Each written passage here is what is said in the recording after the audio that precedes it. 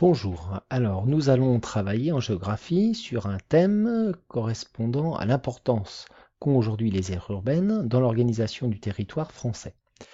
Cela implique d'étudier et de comprendre en prime abord ce qu'est une aire urbaine. Et pour cela, nous allons nous appuyer sur l'exemple de l'aire urbaine niortaise, qui est une aire urbaine proche de chez nous et que vous connaissez probablement pour y être déjà allé. Alors, on va se rapprocher un petit peu de cette aire urbaine et voir de quoi elle est composée. Bien sûr, Niort est situé à l'ouest de la France, ici, et nous allons par conséquent nous en rapprocher afin de voir d'un petit peu plus près cette composition. Alors, l'aire urbaine se distingue assez facilement dans la partie centrale par cette zone grisée qui correspond à des espaces construit et entouré, on voit, de champs de forme géométrique, de couleur verte, jaune ou marron en fonction de l'état du terrain. L'aire urbaine donc est composée en son centre d'une zone ancienne qu'on appelle tout simplement le centre-ville. Ce centre-ville, on va s'en rapprocher un petit peu pour justement un petit peu comprendre ce qui permet de le distinguer. Alors, le centre-ville de Niort est composé de différents éléments, à commencer par des éléments anciens, historiques, qui montrent justement l'ancienneté de ce centre. Ici, les halles, par exemple, le donjon, qui date de l'époque du Moyen-Âge. On voit aussi qu'il y a un certain nombre de bâtiments anciens, des rues piétonnes, de nombreux commerces, librairies,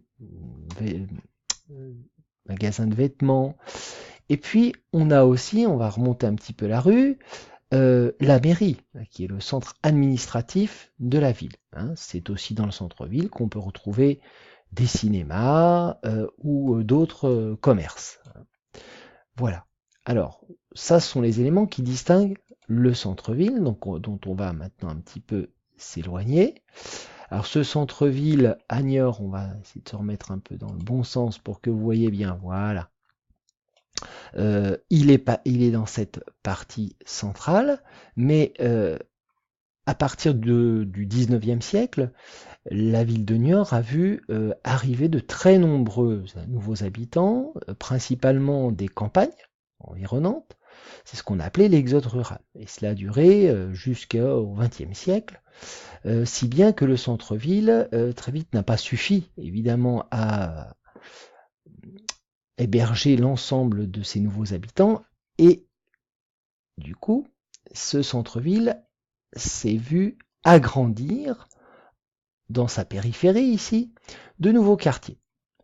C'est ce qu'on va appeler les banlieues. Alors ces banlieues peuvent être de différents types et nous allons donc nous rapprocher d'une de ces banlieues pour que vous puissiez un petit peu mieux comprendre de ce qu'on peut y trouver. Dans cette partie-là, eh bien, on voit effectivement qu'il y a différents éléments. On reconnaît le stade de football, enfin, les différents stades de football qui demandent de la place, et c'est la raison pour laquelle on les a mis un petit peu excentrés par rapport à ce centre-ville. On va retrouver ici une grande zone d'activité, zone commerciale et zone industrielle, mais la banlieue est surtout composée de zones résidentielles, qu'il s'agisse donc de grands ensembles, comme ici, on voit ici un certain nombre de bars, ou bien de zones pavillonnaires, comme celles que vous pouvez constater ici, où des petites maisons avec des jardins sont côte à côte le long de rues relativement rectilignes. Alors on peut s'approcher là encore un petit peu de ces différents espaces pour que vous compreniez un petit peu mieux et que, si vous avez l'occasion d'y aller, vous repériez ces espaces. Alors voilà ce qu'on appelle les grands ensembles, c'est-à-dire ces bars ou ces tours correspondant à des habitats de résidences collectives. D'accord.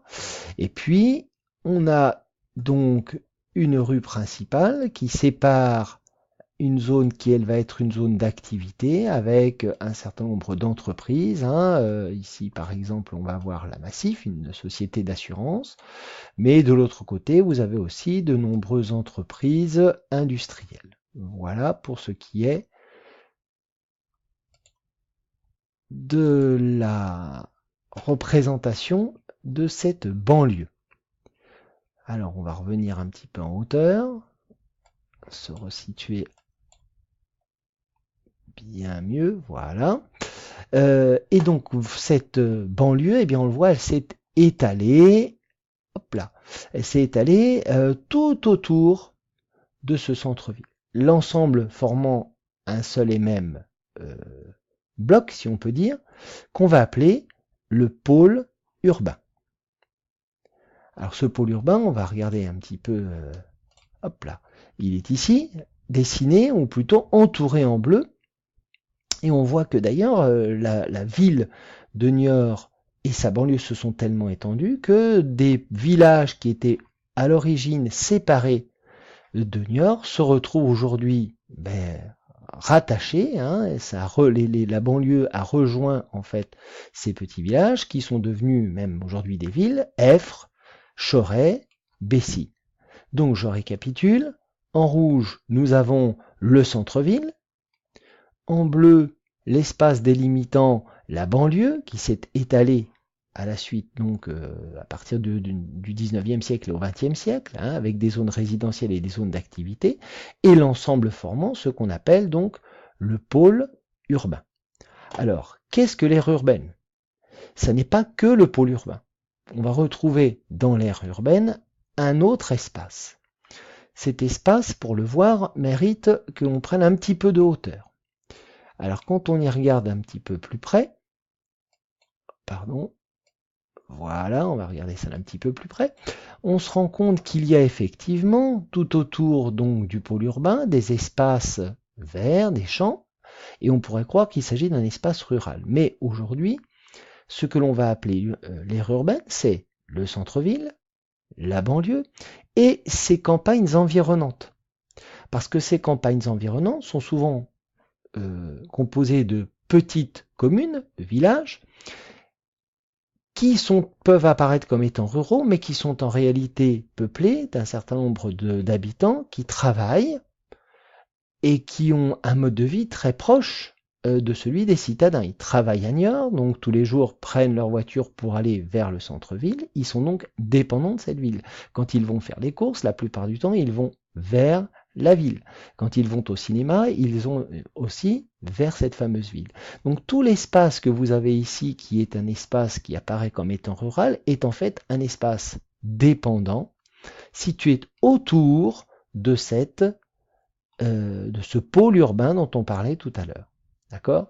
Qu'est-ce que ça donne quand on regarde l'aire urbaine niortaise? Eh bien voilà, ça nous donne en rouge le centre-ville de Niort, en bleu le pôle urbain, donc banlieue, la banlieue qui s'est étalée, et puis aujourd'hui, ce que l'on va appeler donc l'aire urbaine, c'est ce qui est délimité ici en rouge et qui est effectivement très vaste. Et on voit qu'aujourd'hui, l'aire urbaine, c'est 77 communes, c'est-à-dire 153 000, pratiquement 154 000 habitants. Alors que le pôle urbain, la zone centrale ici, elle ne représente que 72 000. Et donc à l'intérieur de l'espace jaune, entre le bleu et le rouge, on a là ce qu'on va appeler la couronne périurbaine, parce que ça forme une couronne, c'est rond, elle est située autour, urbaine, du pôle urbain. Si nous récapitulons, voilà ce que donne le croquis d'une aire urbaine. En rouge, nous avons le centre-ville. En orange, autour de ce centre, une zone aussi fortement construite qu'on va appeler la banlieue. Ils forment à eux deux le pôle urbain. Et puis, autour encore, nous avons un espace en jaune qui s'appelle la couronne périurbaine, qui est un ensemble de communes dont au moins 40% de la population travaille dans l'aire urbaine. Pôle urbain plus couronne périurbaine font donc l'aire urbaine. L'espace rural commence au-delà. Mais, et c'est ce que nous allons donc constater, ces aires urbaines évoluent. Et justement, ce sera l'objet du cours que nous allons réaliser ensemble. Voilà, nous en avons terminé sur ce thème.